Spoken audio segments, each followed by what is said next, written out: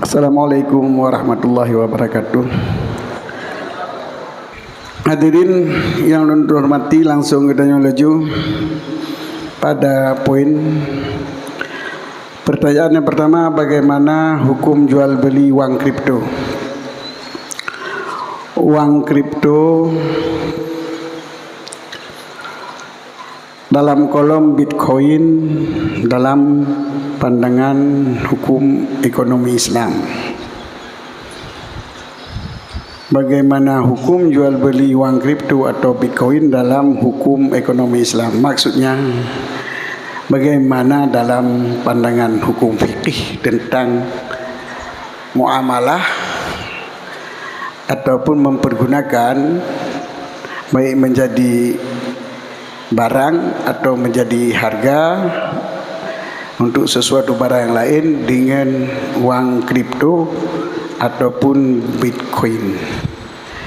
Kita harus mengerti dulu dengan apa yang dimaksudkan dengan uang kripto atau Bitcoin supaya pandangan Islam tentangnya dapat tabri ataupun tabuh hukum, karena hukum sesuatu adalah terhadap barang yang kita ketahui.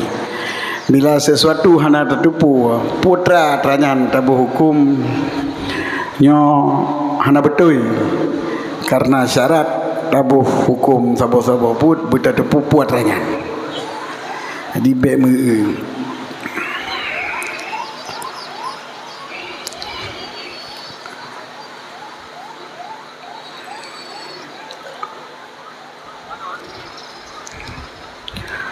jadi ini Tuan sampaikan masalah dengan pengertian dari uang kripto. Uang kripto, uang elektronik, uang kertas. Ini ada beberapa uang di tempat kita nyo. Yang pertama peng kertas, yang kedua maju peng elektronik, juga dalam udara memang hana, tetapi dalam tabungan bank. Misalnya bank BCA dikeluarkan uang elektronik, jadi bank G walaupun tanya mempunyai KB kilobit tak pergunakan pada komputer ataupun pada HP, yang namun dasar kilobit tersebut akan terjadi peralihan pemilikan yang kemudian ditanggung oleh pendiri bank, yaitu ditanggung oleh BCA, ada perusahaan yang menanggung. Itu adalah uang elektronik. Maka beda dengan bank dengan uang kripto. Uang kripto itu tanggung jawab bersama di dalam blockchain. Blockchain adalah buku besar yang bisa diakses sesama pengguna Bitcoin. Yang dinamakan dengan uang kripto adalah cryptocurrency, mata wang yang tersembunyi. Mata wang yang tersembunyi adalah sifatnya anonim, yaitu tidak ada identitas. Lagi uang rupiahnya uang negara Indonesia, uang elektrik BCA akan ada identitas masing-masing. Tapi uang kripto itu siapa yang punya penanggung jawab itu tidak ada. Hanya kita sesama-sama yang masuk dalam aplikasi itu yang memiliki blockchain, kemudian disimpan dalam blockchain, itulah baru kepemilikan berputar-putar di sana. Jadi penjelasan manaji uang kripto adalah mata wang tersembunyi. Yang namanya tersembunyi anonim, tidak ada identitas. Jadi hana mupat tak rela palapa gadah palapa hana merumpak bu hana le merumpak sinyal HP ataupun sinyal wifi nyo gadah ju pempeng hana umpat li batho kapengan hana tempat li no gadah lah udara. Tapi selama nanya pengen tetap disimpan dalam buku yang dinamakan buku besar yang bisa diakses, yang dinamakan dengan blockchain. Nah, jadi alhasil fatwa para ulama Darul Ifta Mesir telah memfatwakan, nun baca ju fatwa Darul Ifta Mesir Nandras bagaimana kalau pegah bunuh wangnya hana identitas, penyo hana alamat, hana mupat format, cuma nak terdaftar dalam buku draw yang khusus isinan muputar-putar ke draw ji, maka dalam halnya di jihnat terjadi menyokun fatwa Ifta Mesir kali pelajari konyan dampak negatif bagi perekonomian dunia. Memestina lantaran kadang-kadang pengen uronyo mesti yumji sirtu riba sehingga bisa yumji 10 juta. Jadi dalam fiuroi truk 20 juta, truk sertu 20 juta, truk 30 juta, truk sertu 20 juta, dan truk sertu 20 juta itu. Hana jelas. Bisa jadi lagi kan. Maka dampak negatif bagi perekonomian. Terganggu keseimbangan pasar. Hana pasaran pengen leh. Merusak konsep kerja pelaku ekonomi, memanggau pada fikir, menyobak kripto, hanaru, hanamo taju. Tidak ada perlindungan hukum terhadap pengguna atau orang yang berinteraksi dengannya. Hana ada rupa jak minta ya leke ya pegot perdamaian. Tapi hana payah minta hukum tahu aja selama udipnya, selama udip blockchain, selama udip jaringan tetap mudah-mudah kita hana payah hukum kau. Maka bila terjadi lagi bunuh gaduh jaringan, hana dapat amita, hana dapat pura peliti katanya, hana lupa coli. Tidak ada prediksi dan perhitungan pemerintah padanya. Jadi hana prediksi harga, orangnya padum harga mungkin juga pegawai masyarakat. Nyok kapten nilai kripto ya. Jadi baru goreng. Tengok kayak barang-barang biasa na prediksi pemerintah. Hilang sebagai kewenangan pemerintah dalam hal keuangan dengan berlaku mata wang Bitcoin. Mata Bitcoin hana keuangan pemerintah, hana kekuasaan pemerintah. Adanya kemudaratan yang timbul dari penipuan, kesamaran, kecurangan pada penggunaan standar dan harganya. Ini yang penting. Jadi kesimpulan dipegah bertransaksi dengan uang kripto termasuk Bitcoin antara uang kripto apa di bawah adalah haram karena menimbulkan penipuan dan menimbulkan kemudaratan dan ketidakjelasan. Nyo dalam fatwa Mesir. Cuman fikih katanya payah tak pelajari masalah muamalah. Blau dalam fikih katanya nalhe macam, puit macam. Publo tunai dengan tunai, publo tunai dengan tanggungan, publo tanggungan dengan tunai, dan publo tanggungan dengan tanggungan. Mio publo tunai dengan tunai, tablo iakwa dengan IU, tablo iakwa dengan peng rupiah, tablo akwa dengan tablo U dengan peng rupiah, juk peng in muayyan tunai dan barangnya pun muayyan tunai di dalam tablo U mudang. Jadi pada U 10 riba yang dalam tanggungan lum, berarti dalam tanggungan. Jadi tablo barang yang kata tayen dengan barang dengan peng yang dalam tanggungan kita nyo. Nyo guna makan mek bisa manin ajal. Jual beli dengan harga yang ditempokan. Tengok orang bayu, dosa orang bayu. Jadi hana bayu ju. Nyakun publo barang muayyan dengan publo nyansah. Yang pertama bunosah, blow in dengan insah, blow barang yang sah.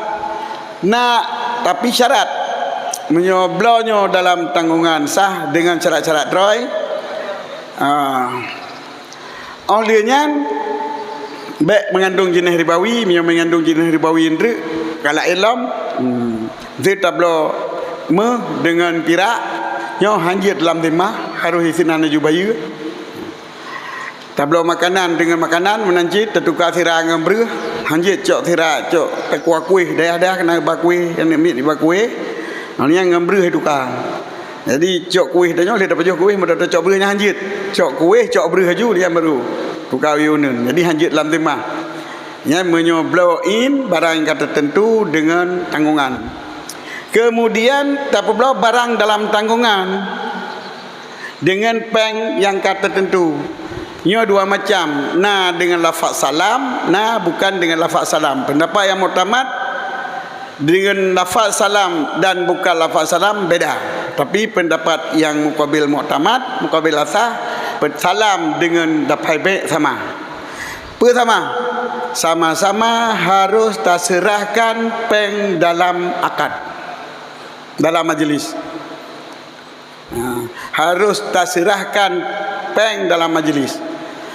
Jadi bila tablau peng yang guyung barang, kan? Tasalam musumpama tasalam saboh benda bak urang mekat dengan harga 100 dibayar. Nyo pesan bak drone kelung pingan yang meno bentuk, long salim bak drone pingan yang meno bentuk dengan harga 100 dibayar. Nyan peng 100 dibayar pai hajuk la majlisnya laju. Hanya terahkan tu. Peng 100 dibayar pai nyai ke salam. Tapi menyo ulun blow barang bak drone pingan bak drone dengan harga 100 dibayar. Nyo jut hana tajuk tapi wajib tapu meri ngan peng nyo. Tapi hana lunjuk ino untuk lunjuk jut. Nyan beda sangat becut. Menyo ngan lapai jual beli harus tapu meri dalam akad yumji, dalam majlis nyan yumji walaupun hana tajuk di sinan. Tetapi menyo lafai salam payah hajuk sinan. Nyo beda di antara lafai salam dengan lafai jual beli. Menyo bak pendapat yang muktamad. Itu pun sah dengan syarat-syaratnya. Kemudian yang keempat adalah jual dalam tanggungan dengan dalam tanggungan. Nyo yang khilaf kebanyakan ulama pendapat pegah hansah. Tapi nas yang pegah sah menyoba atra yang kali kena dalam tanggungan. Nyo penjelasan ji lebih luas daripada jual Bitcoin. Jual barang dalam timah adalah tidak sah. Jadi oleh karena demikian, maka Bitcoinnya yang pertama ialah hana timah dia bermono. Lantungan lupa hana mupo. Sebab dapat so isinan wateta blow itamong gede dalam blockchain. Jadi blockchainnya kau ring. Jadi dalam timah blockchain itamong. Berarti perlu blok saja. Jadi Bitcoinnya dia tak perlu dalam blok apa yang. Jadi hana sotemah. Jadi hana musaboh pi syarat Bitcoinnya untuk ala jual beli. Sebab jual beli puno in yang kamu ayan ataupun dalam timah. Sedangkan peng Bitcoin hana dalam timah, maka hana sah muamalah dengan peng Bitcoin. Nya kita pelajari dalam hukum fiqh kita nyo. Kesimpulan yang bawa belanja dengan Bitcoin tidak sah, baik sewa menyewa atau jual beli, karena bukan harta dan tidak ada dalam tanggungan siapapun. Karena itu bukan harta yang muayyan dan tidak ada tanggungan dalam zimmah siapapun ataupun orang yang tertentu, tetapi dalam tanggungan blockchain yang sifatnya adalah anonim, tidak ada identitas. Nyo saboh permasalahan. Kemudian yang kedua, jual beli online. Jual beli online adalah arti on itu hidup, len jaringan. Online arti jual beli dalam jaringan yang hidup. Jadi jaringan yang hidup telepon, HP, Telegram itu mandum dalam jaringan. Menyo offline ana udip jaringan tapi langsung tak blow. Yang beda blow online dengan blow. Masalah jual beli online ini berarti dapat diartikan adalah melakukan transaksi jual beli.